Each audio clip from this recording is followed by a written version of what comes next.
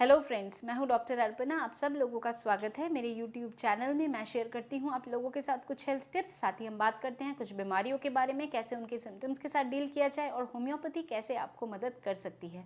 तो दोस्तों, आज हम लोग बात करेंगे हर्पीज सिम्प्लेक्स वायरस के बारे में। तो इससे पहले कि ये टॉपिक मैं शुरू करूं, आप लोगों से कहना चाहूँगी, अगर आपने मेरा चैनल अभी तक नहीं सब्सक्राइब किया तो इसको सब्सक्राइब कर लीजिए और बेल बटन को दबाना बिल्कुल भी ना भूलें, ताकि मैं जब भी कोई वीडियो पब्लिश करती हूँ या मैं लाइव Q&A सेशन में हूँ तो आप लोगों तक नोटिफिकेशन पहुँच पाए और आप भी मुझे ज्वाइन कर सके। तो चलिए दोस्तों, शुरू करते हैं आज का topic, herpes simplex virus infection. तो ये जो हर्पीज सिम्प्लेक्स वायरस इन्फेक्शन है, ये आपके बॉडी में कहीं पे भी आपको हो सकता है, बट मेनली ये माउथ में, ओरल कैविटी में और जेनिटिलिया में होता है।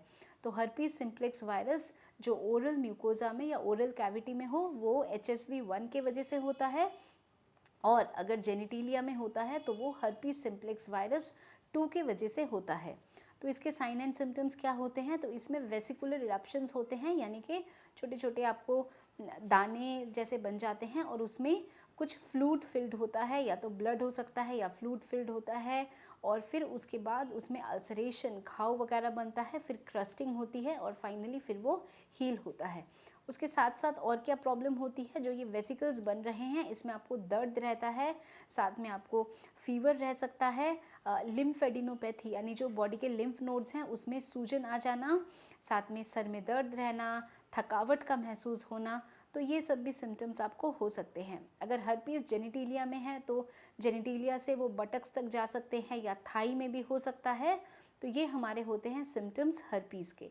तो अगर हर्पीस है तो हमें किन चीज़ों का ध्यान रखना है? अगर हर्पीस हो आपको हुआ है तो जो भी एरिया आपका इफ़ेक्टेड है उसको बहुत ज़रूरी है कि आप क्लीन और ड्राई रखें, ताकि उसमें फर्दर बैक्टीरियल इन्फेक्शन ना हो। और कुछ रिस्क फैक्टर्स भी होते हैं जिस वजह से हर्पीस आपको हो सकता है, जैसे कि स्ट्रेस है बहुत ज़्यादा, अगर आपको धूप में एक्सपोजर हो रहा है, अगर कोई हार्मोनल इम्बैलेंस बॉडी में हो रहा है फीमेल्स को during the time of menstruation. तो ये सब कुछ कारण हैं जिससे हर्पीस आपको हर्पीस हो सकता है। ये कुछ रिस्क फैक्टर है। साथ में कभी भी अगर हर्पीज़ का इन्फेक्शन होता है, हर्पीज़ या शिंगल्स, तो इससे क्या होता है कि जो ये वायरस है ये आपके नर्व्स में रह जाता है, और जब आपको ये जो वेसिकल्स बनते हैं, वेसिकुलर इरप्शन, ये सब ठीक हो जाए, उसके बाद पोस्ट हर्पेटिक न्यूरैल्जिया यानी कि नर्व के लाइन में आपको दर्द रहना, बैंड जैसे एरिया में आपको दर्द रहना, तो ये सब परेशानियाँ भी आपको होती हैं। तो पोस्ट हर्पेटिक न्यूरैल्जिया के बारे में भी मैं ऑलरेडी आप लोगों से बात कर चुकी हूँ। तो चलिए अब बात करते हैं होम्योपैथी में कौन सी मेडिसिन है जो आपको मदद कर सकती है। तो दोस्तों, होम्योपैथिक मेडिसिन बताने से पहले आप सब लोगों को कहना चाहूँगी कि आप लोगों को सेल्फ मेडिकेशन नहीं करना है। अगर आप लोगों की कोई भी परेशानी है, कोई भी दिक्कत है, तो ज़रूर आपको फिजिशियन को कंसल्ट करके ही दवा लेनी है। अगर आप मेरे से संपर्क करना चाहते हैं तो उसकी सारी डिटेल्स नीचे डिस्क्रिप्शन बॉक्स में है। तो चलिए बात करते हैं कुछ मेडिसिन के बारे में। तो सबसे पहली मेडिसिन है हमारी नैट्रोम्योर। तो नैट्रोम्योर में हम क्या देखते हैं कि जो वेसिकल्स है उसमें काफ़ी ज़्यादा खारिश होती है, चुभन जैसी पेन होती है, साथ में वार्म रूम में या वार्मथ में आपको परेशानी होती है, और अगर आप ठंडे पानी से इफेक्टेड एरिया को वॉश करते हैं तो उससे आपको रिलीफ मिलता है। अगली दवाई है हमारी पेट्रोलियम। पेट्रोलियम में क्या होता है कि अगर आपको जेनिटिलिया आपका इफेक्ट हो रहा है तो जो इरप्शंस है वो थाइस तक जा सकता है, और बहुत ज़्यादा खारिश होती है। इतनी खारिश होती है कि रात को आप सो नहीं सकते, रात को आपकी नींद टूट जाती है खारिश के कारण। तो अगर ऐसा सिम्टम है तो उसमें पेट्रोलियम बहुत अच्छा काम करती है। अब अगर हर्पीज़ का जो इरप्शंस है वो अल्सरेटिव स्टेज में चला गया, यानी कि घाव वगैरह बन रहा है, तो उस केस में हिपरसल्फ बहुत अच्छा काम करती है।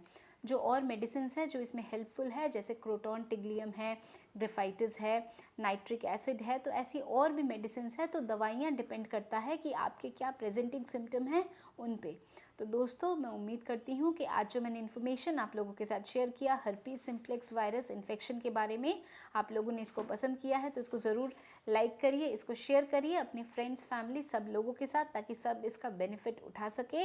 और अगर आपने मेरा चैनल अभी तक नहीं सब्सक्राइब किया तो इसको सब्सक्राइब कर लीजिए और बेल बटन को दबाना बिल्कुल भी ना भूलें। और जैसा मैं हमेशा कहती हूँ, खुश रहिए, मुस्कुराते रहिए, स्वस्थ रहिए। इस वीडियो को देखने के लिए और मेरे साथ जुड़ने के लिए थैंक यू।